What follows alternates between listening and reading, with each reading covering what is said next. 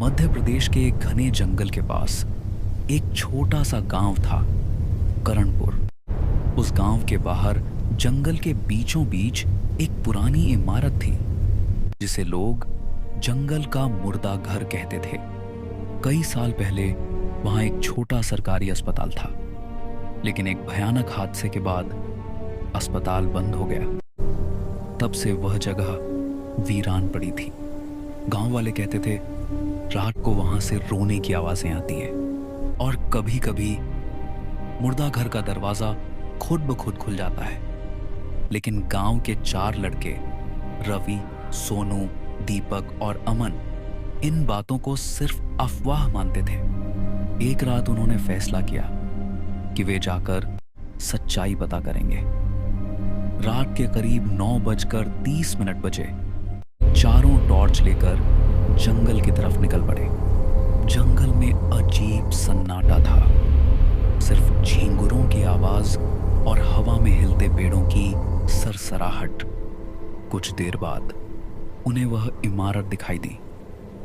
पुरानी दीवारें, टूटी खिड़कियां और दरवाजे पर जंग लगा बोर्ड, मुर्दा घर।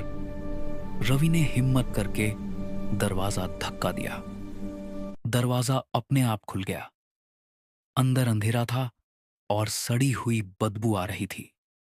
चारों धीरे धीरे अंदर गए। कमरे के बीचों बीच लोहे के 3 स्ट्रेचर पड़े थे, जिन पर सफेद चादरें ढकी थीं। अमन ने हंसते हुए कहा, देखो, यहां तो अभी भी मुर्दे पड़े हैं शायद। जैसे ही उसने पहली चादर उठाई, वहां कुछ भी नहीं था, खाली स्ट्रेचर। सब हंसने लगे। लेकिन तभी अचानक पीछे से धड़ाम की आवाज आई। मुर्दा घर का दरवाजा खुद ब खुद बंद हो गया। दीपक दौड़कर दरवाजा खोलने गया, लेकिन दरवाजा हिल भी नहीं रहा था। अचानक कमरे में ठंडी हवा चलने लगी, और फिर दूसरे स्ट्रेचर की चादर धीरे धीरे अपने आप उठने लगी। चारों डर के मारे पीछे हट गए। चादर के नीचे एक काला पड़ा हुआ मुर्दा पड़ा था। उसकी आंखें अचानक खुल गईं और वह बैठ गया।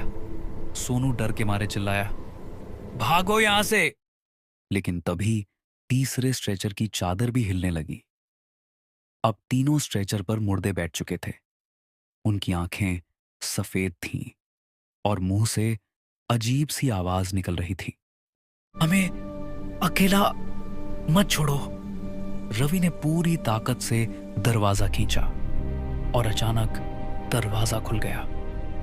चारों लड़के जान बचाकर जंगल से भागे। लेकिन जब वे गांव पहुंचे तो उन्होंने देखा कि अमन उनके साथ नहीं था, और अचानक दरवाजा खुल गया। चारों लड़के जान बचाकर जंगल से भागे। लेकिन जब वे गांव पहुंचे तो उन्होंने देखा कि अमन उनके साथ नहीं था। अगले दिन सुबह गांव वाले मुर्दा घर गए। अंदर सब कुछ शांत था, लेकिन तीसरे स्ट्रेचर पर अब एक नया मुर्दा पड़ा था, जिसके ऊपर सफेद चादर थी। जब गांव वालों ने चादर उठाई तो वह अमन था, और उसके चेहरे पर डर से जमी हुई आखिरी चीख अभी भी दिखाई दे रही थी। तब से गांव वाले कहते हैं, जंगल के उस मुर्दा घर में मुर्दे कभी कम नहीं होते, क्योंकि हर साल वहां एक नया मुर्दा आ ही जाता है।